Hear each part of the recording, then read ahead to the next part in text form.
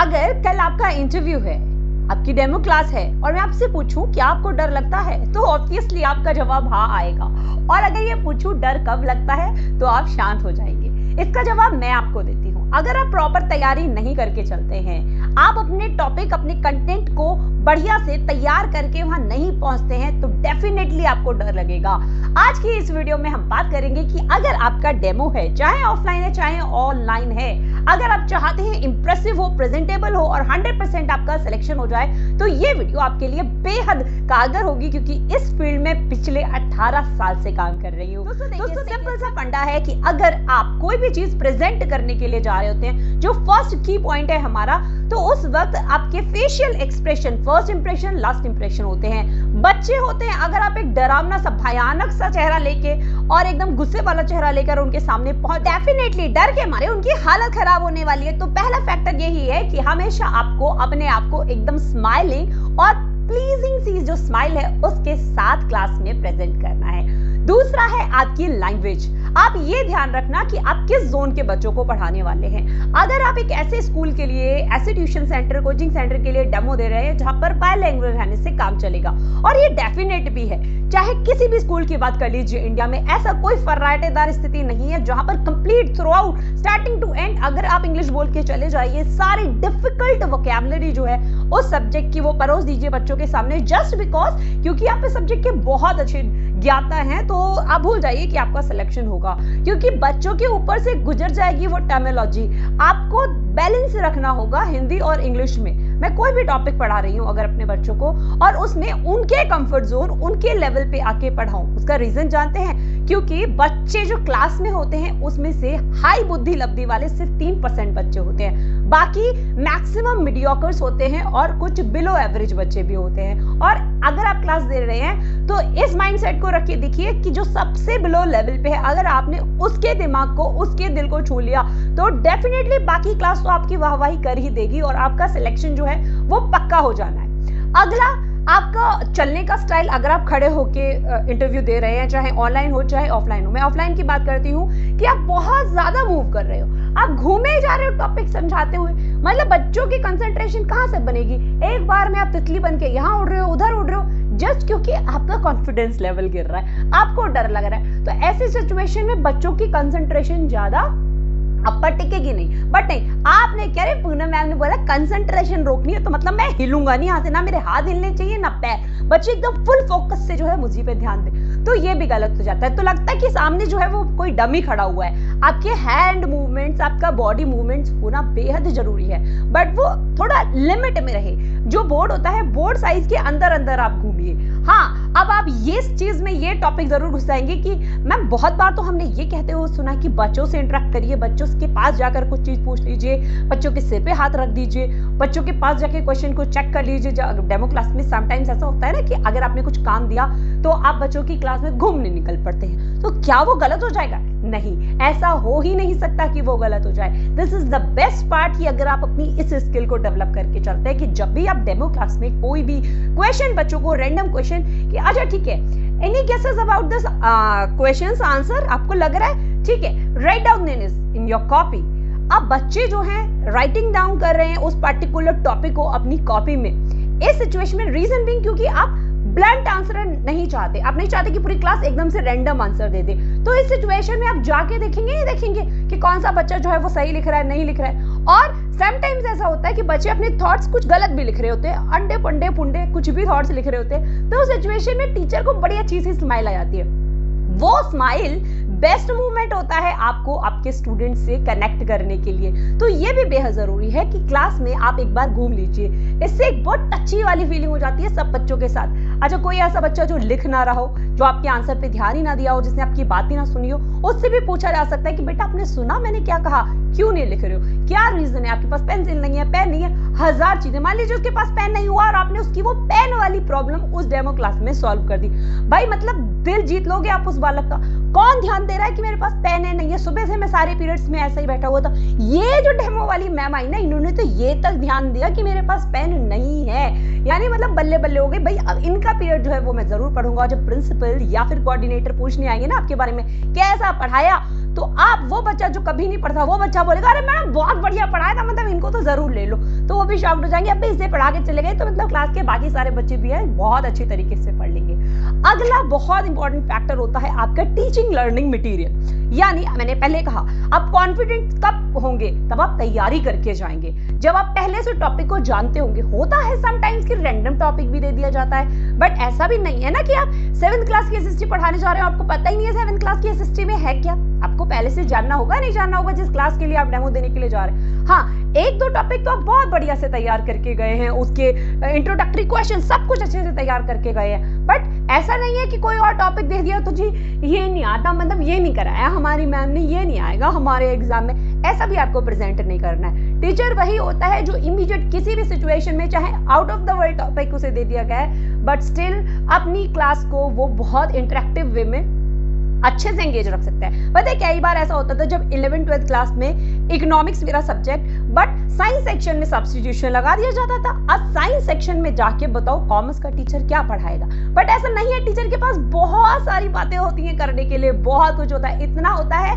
कि continuously 10 period उसे science section में छोड़ दिया जाए तो साइंस के बच्चे कहते थे मैडम प्लीज हमारी क्लास से जाइए मत। बहुत सारे क्वेश्चंस होते हैं, आप उनसे पूछ सकते हो कि आपने साइंस क्यों ली, अच्छा आपका कॉम्बिनेशन यही क्यों रहा, ओके इससे कौन कौन सी स्ट्रीम्स है, ये सब नॉलेज तो आप लोग रखते हैं नहीं रखते हैं। इसके अलावा आपके पेरेंट्स जो है उन्होंने कौन सा सब्जेक्ट ऑप्ट किया, उस फील्ड में क्या क्या अपॉर्चुनिटीज है, बच्चों की उस किताबी ज्ञान से अलग भी बहुत सारी नॉलेज है। कई बार डेमो क्लास में अपने टॉपिक पे आप उन्हीं टॉपिक्स के ऊपर डिस्कशन कर लेते हैं ना कि आपका टॉपिक, आपका सब्जेक्ट आपके लिए क्यों इंपॉर्टेंट है, तो भी आपका सिलेक्शन 200% हो जाता है।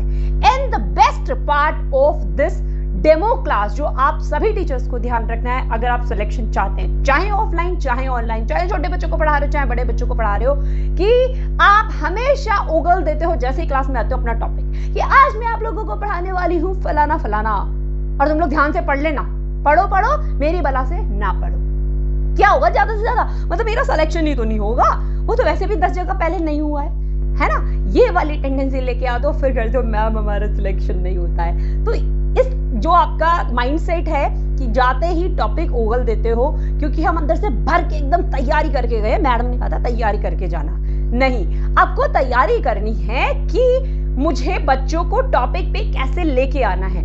वो होती है फर्स्ट किक, जिसमें अगर आपने उसको प्रेजेंटेबल कर लिया, उसमें अपनी क्लास को पूरी तरीके से अपने साथ कनेक्ट कर लिया तो 100% सिलेक्शन हो जाएगा। मैं कह रही हूँ मुझे एसएसटी में सन के बारे में पढ़ा रहा है, देखिए मैं तो टॉपिक तैयार करके भी नहीं बोल रही हूँ आपके सामने, बस आपकी जो प्रॉब्लम थी उस पर मैं वीडियो बना रही हूँ बैठ के, तो मुझे सन के बारे में एसएसटी में बच्चों को पढ़ाना है, ओके।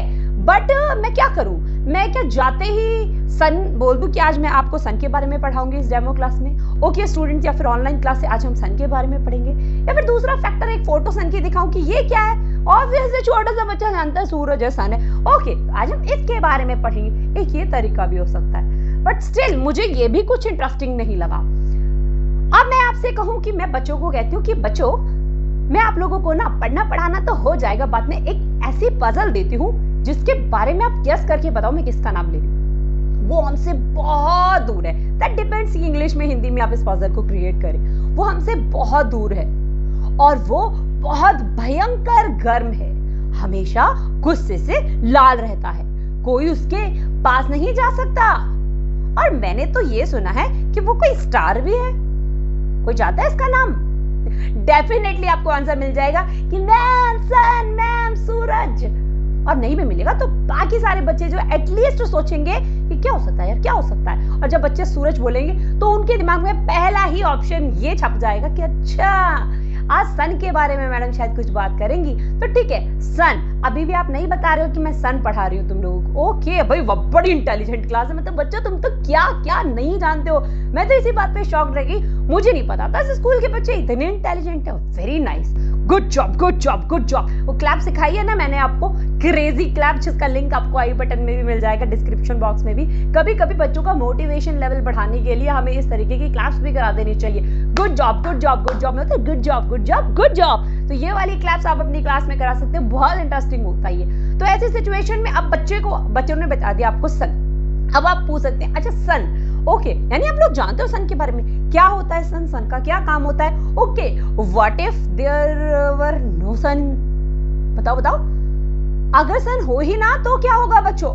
फिर जो आंसर्स आपको मिलेंगे भाई मजाल आपको टॉपिक पढ़ाने की जरूरत पड़ेगी, क्योंकि मैंने बताया जो 3% एक्स्ट्राऑर्डिनरी बच्चे होते हैं ना क्लास के, उनके पास बधेरी नॉलेज होती है, उधेड़ देंगे टॉपिक को, सारी चीजें निकल के आ जाएंगी। और ऐसे नहीं है कि सब बच्चे बता देंगे तो मैं हाथ पे हाथ रख के बैठ जाऊं क्योंकि मेरा सारा काम तो बच्चों ने कर दिया, मतलब सब पढ़ा दिया बच्चों ने। नहीं, आपका काम है कि आप उनकी नॉलेज को निकलवा रहे हो। तभी तो कहते हैं शिक्षक सिर्फ एक सुगम करता है, बच्चे को सब आता है उसकी एज के हिसाब से।